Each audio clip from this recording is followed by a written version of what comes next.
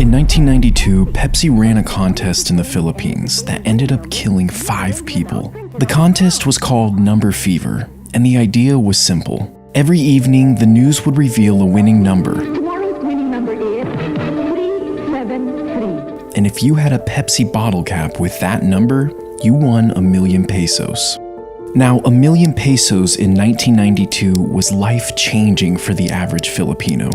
So this contest became very popular. Will you be the next millionaire? Families would stockpile Pepsi bottle caps in their homes. Many people would root through dumpsters trying to find winning caps. According to Pepsi, half of the country's population was actively participating in the contest. And it was because of this popularity that Pepsi decided to extend Number Fever for an additional 5 weeks. And this is where things went terribly wrong. You see, throughout the contest, Pepsi was in complete control of how many winners there were. They relied on a computer program to seed 2 winning caps into bottling plants. 2 winning caps meant that there could only be 2 winners, and Pepsi would stay within their budget. But something went wrong after they extended the contest. The computer program glitched, causing some numbers to be mixed up. And on May 25th, 1992, at 6 p.m., the Channel 2 Evening News called the winning number 349. And while there were only supposed to be 2 winners, hundreds of thousands of Filipinos began to celebrate. You see, 349 was already designated as a non-winning number, and because of this, bottling plants were free to print that number as much as they wanted. This resulted in over 600,000 349 caps circulating in the Philippines. 349 was such a common cap that many people had more than one.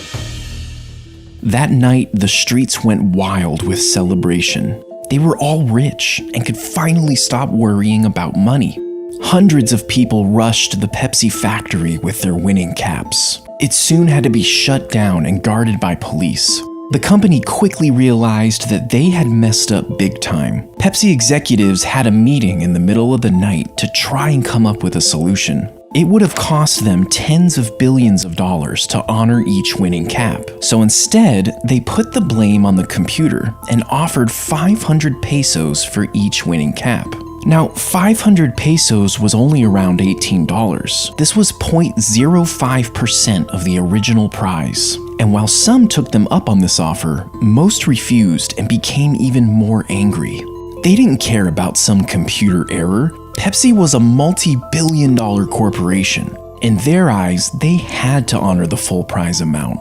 But Pepsi didn't budge, and violent protests and riots broke out, ultimately leaving 5 people dead and dozens injured. 349 winners stormed the Pepsi factories, throwing Molotov cocktails into the windows and bombing Pepsi trucks that drove by. Over the next year, the angry mob took a more organized approach to fight Pepsi.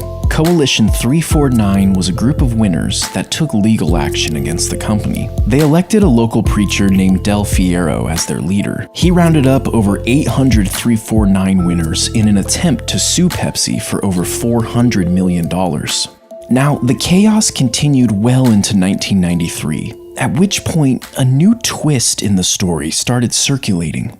Old newspaper headlines suggested that Pepsi was somehow responsible for bombing their own trucks. These headlines were based on a testimony from a police officer. He alleged that in order to paint Coalition 349 as terrorist and damage their position in court, Pepsi hired mercenaries to infiltrate these groups and cause the riots. More testimonies surfaced of people claiming that Pepsi had paid them to start trouble and cause mayhem. A Pepsi lawyer quickly denied the allegations, and that was basically the end of it. In 1993, the court finally put an arrest warrant out for 9 Pepsi executives. This was a huge win for Coalition 349, but unfortunately, it was one of their only. In the following months, almost all of the civil suits and criminal complaints were tossed out of court. And in 2006, the court officially closed the book on all of the remaining court cases. They found that Pepsi had not been negligent in the Number Fever disaster. When it was all said and done, Pepsi only had to pay one small fine of 150,000 pesos. Many Filipinos who experienced Number Fever are still traumatized to this day. Even mentioning the word Pepsi around certain groups is frowned upon. Pepsi was recently asked for their response to the number fever disaster, and they came out with this statement. These events took place almost 30 years ago, and none of the executives familiar with this program are at PepsiCo anymore. We deeply regret any pain and suffering our mistake caused the people of the Philippines.